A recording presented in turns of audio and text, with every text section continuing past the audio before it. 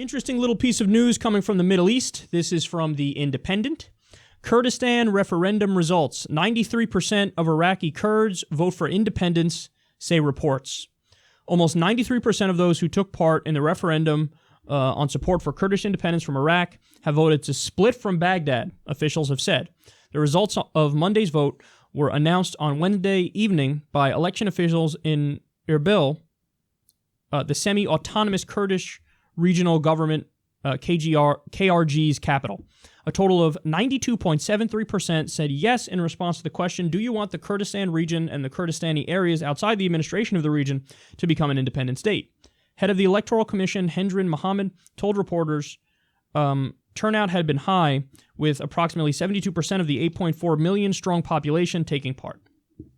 Okay, so I've gotten this question quite a few times. Hey, what's your stance on this? I don't know why it's such a mystery. I mean, I've been saying it for years now. Free Kurdistan. Because, for example, in Iraq, the borders are fake. Iraq is made up by the West. We said, okay, for natural resources reasons, we're going to draw these borders and boom, okay, there you go. So you got Shiites in one area, Sunnis in another area, Kurds in another area. They don't like each other for the most part. They've been going at it forever. And then we're like, oh, I can't believe Iraq has all these problems. Well, number one, you're pillaging the fucking resources. Duh. Number two, whatever remains, you have 3 different groups who are rivaling and never wanted to be in the same country anyway. So, yeah, I would have partitioned Iraq a long time ago. Absolutely. I mean, Joe Biden spoke about this early on. He said this is one of the main reasons why, obviously on top of the U.S. and the West pillaging resources, this is one of the main reasons why there's such strife there, and because they're at each other's throats. They never wanted to be part of the same country anyway. So, and as a general rule, I do favor the right to self-determination. So, for example, there's another, in Catalonia right now, there's another thing going on where they want independence and Spain is saying no. And I think it's weird when you have people going in there with guns saying, we're going to force you to be part of this thing you don't want to be a part of. Now, it is a little more complicated than that, to be clear. I've even said about the U.S., as unpopular in opinion as this is in the U.S.,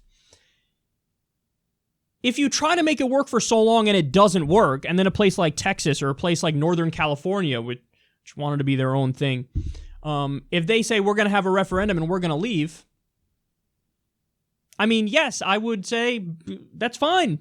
There is a certain point where you say, after you've tried to make it work, and if it doesn't work, okay, if you want to go, you can go, and that's your right to make that determination. I think the Civil War was different because slavery was at play. So basically you had them saying, well, you want to be independent, but you also want to own human beings, which is not okay. So we're going to stop that. So that's different. That's a specific case where it's different. But by and large, if every other avenue is exhausted and people still don't want to be part of the same country, yeah, they should be able to say, I want to split. I don't want to be part of this country. And the Kurds have, for the longest time, had that Kurdish identity, and they're spread out all over the place because the West drew arbitrary borders to jack natural resources. So you have Kurds in Syria, you have Kurds in Turkey, you have Kurds in Iraq, you have Kurds in Iran, and that's why, by the way, the Iraqi government, one of the main reasons why we're not going to let you do this. Most of it has to do actually with natural resources, because then, I don't know how to pronounce this, Kirkuk, funny, because Kuk is the thing on the internet, but no, Kirkuk, I think it's spelled, is oil rich.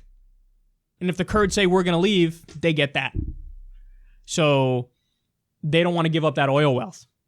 Baghdad doesn't, the Iraqi government doesn't. So they go, no, we're not going to respect this. And then also, I mean, you can't deny it is a snowball effect. So if Kurds in Iraq get, autonomy, well, then Kurds in Iran want to join the Kurdistan country now. Syria, Turkey, they want to join it too. So then you're redrawing borders and you're taking away from all these governments, and none of the other governments want to give up those regions because they're losing land and they're losing resources and they're losing Kurds who help them with their tax base, and it would hurt their economies. So Turkey's always been repressive against the Kurds, always. And you have Iran sent troops to their border to let the Kurds know, like, bitch, if they decide to split and be their own thing, you're with us. And the government of Iraq is saying, we're not going to let this stand. But look, I'm in favor of diplomacy. I'm in favor of negotiations. I'm not in favor of arbitrary borders and the West jacking natural resources and those governments determining determining the outcome of the lives of the people who want to be independent in Kurdistan. So even though it's a messy process and I'm under no illusions about how difficult it will be, I say free Kurdistan. I say free Catalonia. As a general rule, try to make it work however you can. But ultimately, if at the end people want to be part of something else, you can't force them to stay.